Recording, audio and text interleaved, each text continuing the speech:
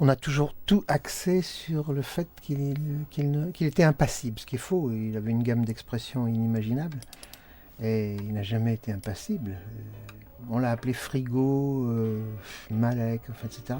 Il a donné des tas de surnoms. Mais Frigo était très péjoratif dans la mesure où on disait qu'il était glacial, enfin, qu'il ne riait jamais. Mais à partir du moment où il a décidé de ne pas rire, il a donné des explications qui sont très, très intéressantes. La première est qu'il se concentrait sur ce qu'il faisait, et que le fait de se concentrer, il n'avait pas le temps de rire, disait-il. Et c'est absolument vrai. Et d'autre part, il disait que au music hall, il y avait deux partis pris. Certains riaient eux-mêmes avec le public lorsqu'il faisait un gag. Et que lui partait du principe inverse, qui était que le public riait, lui ne s'apercevait pas immédiatement de la faille, ne voyait pas ce qui faisait rire le public, et s'étonnait d'entendre rire les gens. Et le fait de s'étonner d'entendre rire faisait rire davantage le public. Ça, c'est formidable comme principe. C'est quand même la situation qui fait rire. Je veux dire que lui, au milieu de... ne sachant pas... Oui, voilà, l'exemple type de... Il ne sait pas... il ne s'aperçoit de rien, en quelque sorte. Il ne rit pas de sa mésaventure.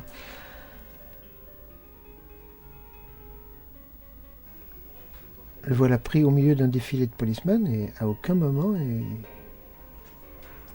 il reste très sérieux, très digne. Il salue les gens qui le regardent passer. Puis il a le don de mettre le spectateur dans la situation dans laquelle il se retrouve lui. Par exemple, ça c'est très intéressant. Voilà, il sort. Ah! Ce qui est intéressant, regardez bien, c'est qu'il regarde dedans avec lui. Et l'autre se laisse prendre à ce piège-là. Il surprend toujours le spectateur. Ah, c'est ça que je veux dire. Voilà le train qui arrive. Et la maison est sur la voie. Il a entendu le train parce qu'il suggère le son par la vapeur. Vite, vite. Oh, ça c'est terrible.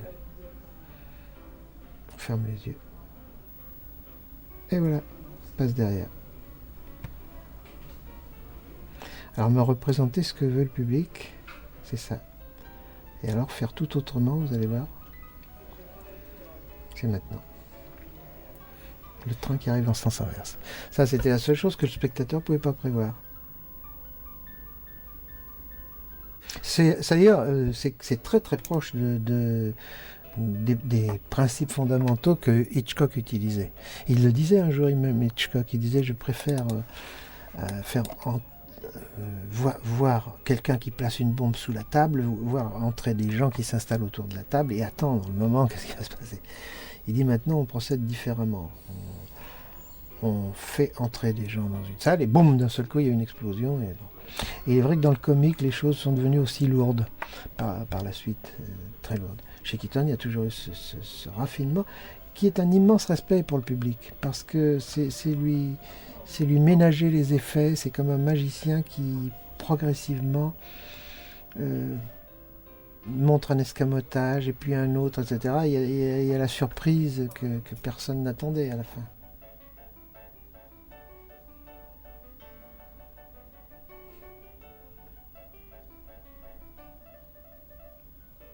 C'est son père quand il a la tête dans l'égout, là, c'est son père qui le tire de là. Il disait que son père n'était pas d'accord. Le cinéma, ça va causer un tort considérable à notre métier, au music hall. Et il disait, mais non, au contraire, c'est autre chose. Et c'est tellement vrai parce que c'est vrai que il n'aurait jamais pu être le metteur en scène qu'il a été s'il n'avait pas fait du music hall, s'il n'avait pas appris son métier comme il s'apprenait à l'époque. Il a tout appris très tôt. Et il n'aurait jamais eu, vraisemblablement, la science de cinéaste qu'il a eu par la suite s'il n'avait pas appris ce métier. Parce que la rigueur qu'il avait dans un numéro, il l'a retrouvée avec un outil nouveau. Et en plus, l'un nourrissait l'autre. Il y a une spécificité au cirque et au music hall, c'est que les gens échangent des idées. Les artistes qui font le même métier, mais pas les mêmes numéros, se donnent des idées les uns les autres. Et c'est pourquoi il avait toujours ces mêmes équipes. Ce gros homme qui est avec lui, là, était toujours dans ses films. Ils étaient plusieurs. Et c'est ce qui faisait leur force. Ils échangeaient des idées continuellement et ils inventaient les gags comme ça. Voilà un exercice acrobatique qu'on pratique au cirque. La colonne à 3. Un porteur qui porte 2 hommes sur ses épaules. Et là, l'astuce, c'est d'avoir mis les 3 fenêtres à la bonne hauteur pour que le déménagement, c'est extraordinaire.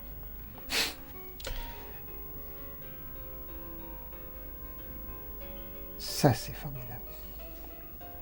Très, très difficile. Le voilà qui reste accroché au câble. Et vous avez vu qu'Eaton, qui est en 3e moteur, descend sur le porteur. Et là, le porteur tombe dans le trou, ce qui est quand même un comble, je veux dire. C'était très difficile. Alors ça, c'est la prouesse acrobatique la plus extraordinaire. Regardez le départ à l'horizontale. C'est phénoménal, ça. Regardez ça, comment il part. Il est à l'horizontale, c'est fabuleux, non?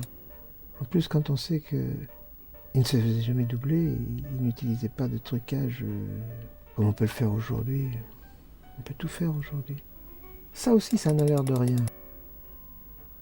Le timing, il arrive juste au moment où il faut. Et hop, c'est réglé comme en musical. C'est réglé comme un numéro.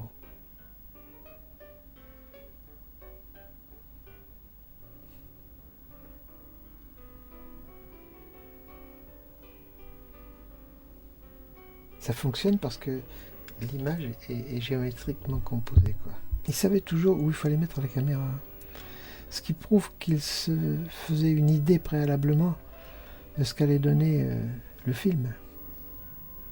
C'était pas seulement des idées qui étaient filmées, c'était une vision d'un metteur en scène, d'un réalisateur, quoi. Tout ça dans le même plan, hein.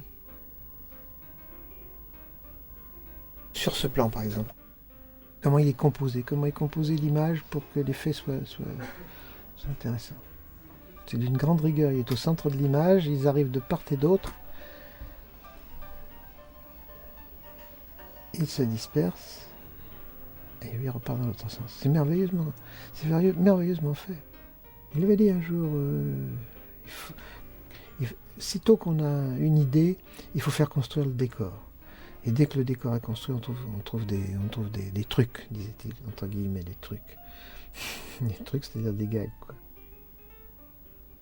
Regardez ça, il a fallu le construire, ça, quand même, hein, avec les petits anges.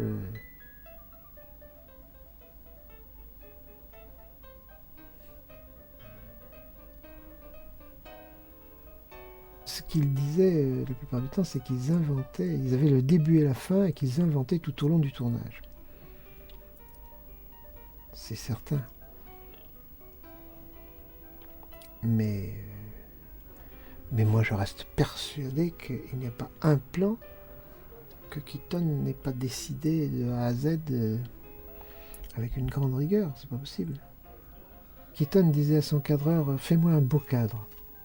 Mais il lui disait ce qu'il voulait exactement. Et à l'autre de se débrouiller pour que le cadre soit très beau. Vous savez, la rigueur du plan fixe, c'est très difficile de monter une séquence en plan fixe. Et contrairement à ce qu'on pourrait croire, on casse parfois le rythme en faisant des mouvements d'appareil. Le rythme des films de Keaton est incomparable.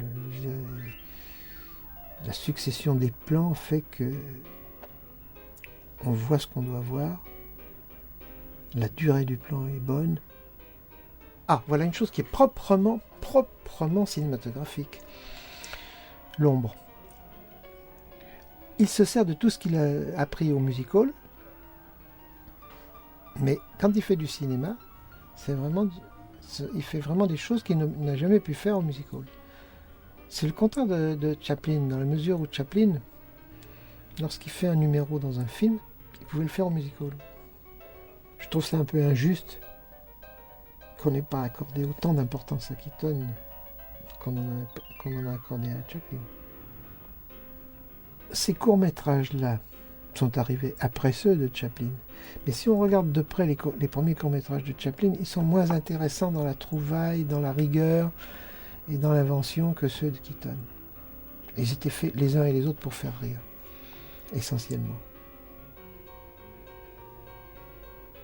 C'est les prémices du dessin animé, en fait, les hommes invulnérables. Il avait dit ça aussi, qui était très intéressant, que certains gags, ils ne les mettaient pas en scène parce qu'ils étaient exagérés. Ils n'étaient pas assez réalistes, quoi. Et heureusement, le dessin animé est arrivé par la suite.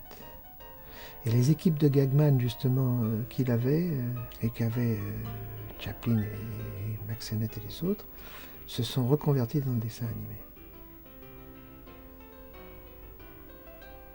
C'est quelqu'un qui a parfaitement vécu avec son temps admirablement. À savoir que, en même temps que le cinéma évoluait, il a tenu compte de cette évolution, alors que d'autres sont restés particulièrement dans les films dramatiques, je veux dire, ils sont restés sur des idées anciennes.